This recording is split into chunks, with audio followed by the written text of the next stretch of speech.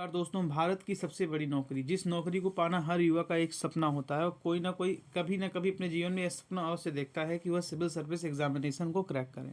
Civil service examination 2023 की announcement की जा चुकी है।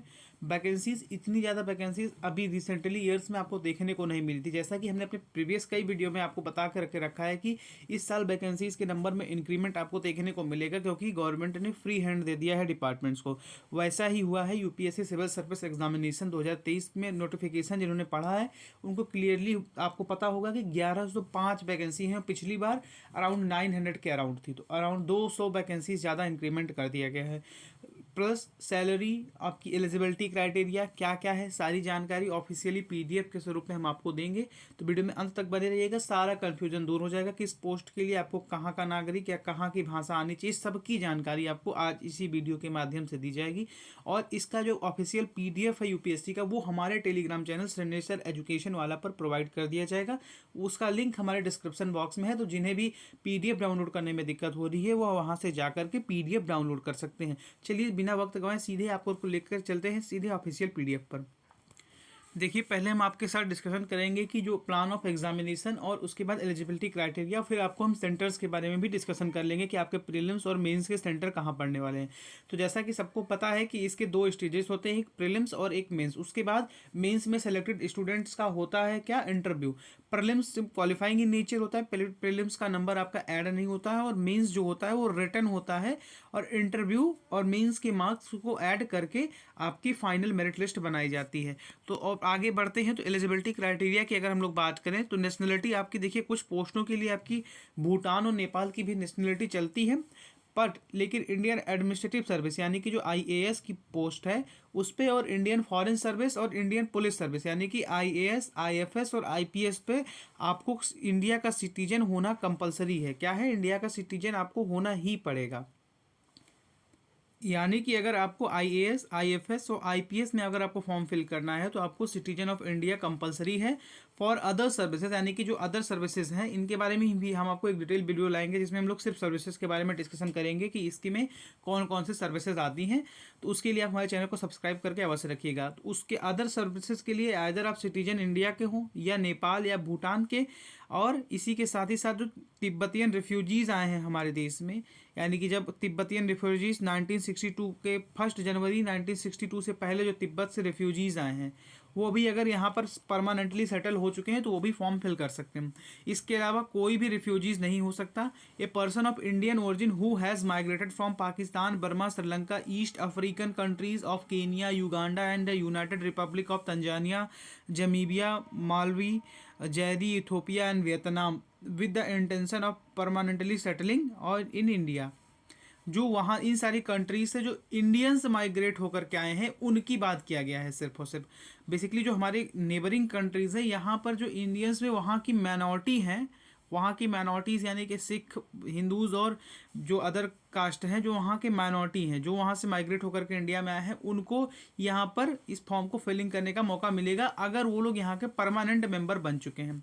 अदर भी जिस भी कंट्री से अगर इंडियन ओरिजिन के लोग माइग्रेट होकर के इंडिया में आए हैं तो वो भी अगर परमानेंट मेंबर इंडिया के बन चुके हैं तो वो भी फॉर्म फिल कर सकते हैं। अब इसमें एक्सेप्शंस हैं कि आप अगर रोहिंग्या हैं या ये वाले हैं तो ये लोग फॉर्म नहीं फिल कर सकते, इनको रिफ्यूजीज़ का गवर्नमेंट ने दर्जा नहीं दिया है क्योंकि ये लोग जानबूझ के यहाँ पर आए हैं।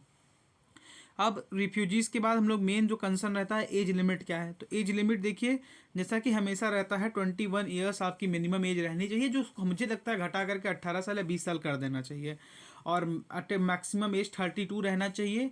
ये जनरल कैटेगरी की बात कर रहे हैं, और शेड्यूल कास्ट और SC ST के लिए 5 साल मैक्सिमम एज में छूट रहेगा, और OBC के लिए आपका 3 साल मैक्सिमम एज में छूट रहेगा।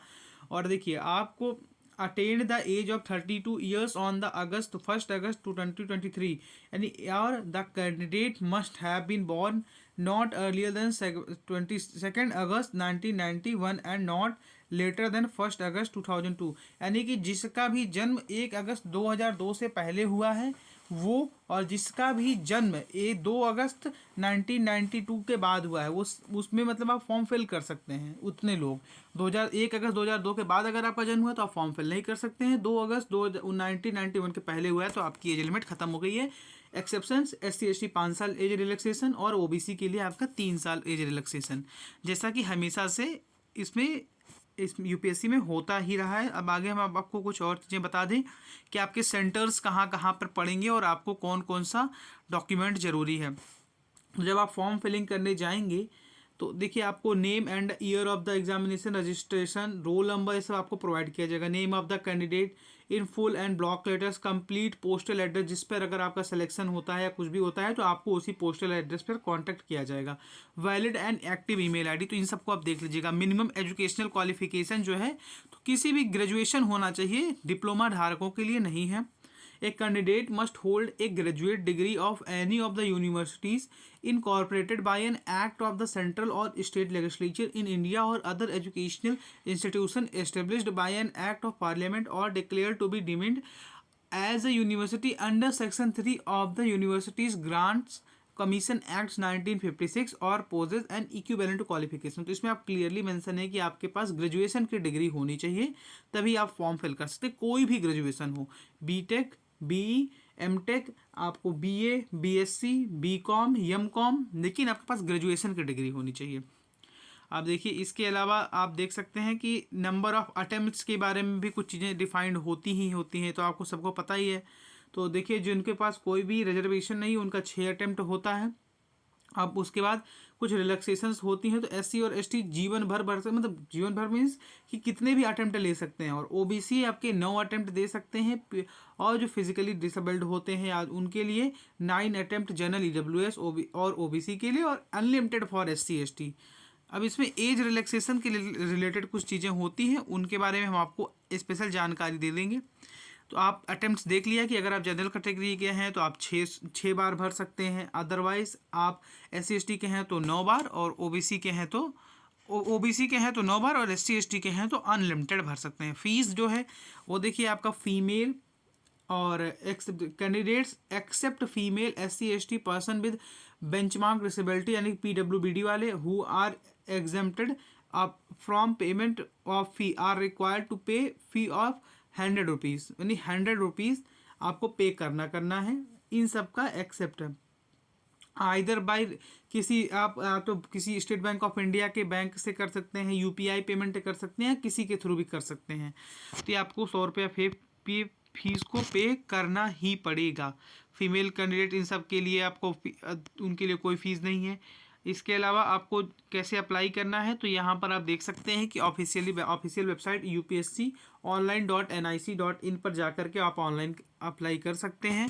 अब देखिए जो आपका मॉडिफिकेशन इन OTR प्रोफाइल अभी सब देख सकते हैं आप लोग। आपको डिटेल्ड एनालिसिस अगर आपको चाहिए तो आप कमेंट बॉक्स में कमेंट करिएगा, और ये PDF आपको हमारे टेलीग्राम चैनल पर मिल जाएगी। टेलीग्राम चैनल का लिंक हम आज डिस्क्रिप्शन बॉक्स में डाल देंगे, और वहाँ पर कई सारी अदर PDFs भी पड़ी हुई हैं, तो उनको भी आप जा करके देख सकते हैं। यहाँ पर सबसे ज़्यादा इंपॉर्टेंट चीज़ जो है ना, वो last date of online submission of application. तो 21 फेब को लास्ट डेट है 6 PM तक। अदर एग्जामिनेशन में 11:59 तक होता है, लेकिन यहाँ पर 6 PM 21 फेब तक लास्ट डेट है। अब इसके बाद आपको अदर चीज़ें तो आपसे इनरिलेवेंट हैं। आपको सब्जेक्ट रिलेटेड सारी जानकारियाँ अगर आपको चाहिए तो कमेंट बॉक्स में कमेंट कर दीजिएगा। और इसके अलावा आपको मेंस और हम प्रीलिम्स का आपको सेंटर बताने का कहे थे कि कहाँ कहाँ सेंटर जाएगा, वो 1 मिनट रुके रहिए, हम आपको इसी वीडियो के माध्यम से प्रोवाइड कर दें, जिससे आपको दोबारा ना आना पड़े। चैनल को सब्सक्राइब कर लेना भैया। अगरतला, आगरा, अहमदाबाद, एजावल, अजमेर, अलीगढ़, अल्मोड़ा, ये सब आप देख सकते हैं। अनंतपुर और औरंगाबाद, बरेली, बेंगलुरु, भोपाल, ये सब आपके जो टोटल 79 सेंटर्स हैं प्रीलिम्स के लिए हैं। तो प्रीलिम्स के सेंटर को हम थोड़ा सा जूम आउट कर देते हैं, और आप इसका क्या करिए स्क्रीनशॉट ले लीजिए। हम इसको देखिए ऐसे स्क्रीनशॉट ले लीजिए, तो आपके 75 यहाँ पर आ जाएंगे, और ये देखिए आपके 79, और ये इधर सारे आ गए आपके। तो आप अगर इन सिटीज़ में से हैं तो अपना सेंटर यहीं पर भरना भैया। अब देखिए जो मेंस एग्जामिनेशन का सेंटर होता है वो 79 जगह नहीं होता है, क्योंकि कैंडिडेट भी शॉर्ट लिस्टेड हो जाते हैं। तो 24 जगह सिर्फ होता है। अहमदाबाद, एजावल, बेंगलुरु, भोपाल, चंडीगढ़, चेन्नई, कटक, देहरादून, दिल्ली, दिसपुर या गुवाहाटी, हैदराबाद, जयपुर, जम्मू, कोलकाता, लखनऊ, मुंबई, पटना, प्रयागराज, रायपुर और रांची, शिलोंग, शिमला, तिरुवनंतपुरम और विजयवाड़ा।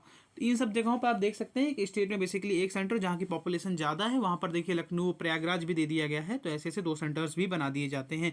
अदरवाइज आप देख सकते हैं कि टोटल 24 मेंस के सेंटर हैं और 79 प्रीलिम्स के सेंटर हैं, जो कि पहले भी रहता था, कोई ऐसा इसमें भयंकर चेंज नहीं हुआ है।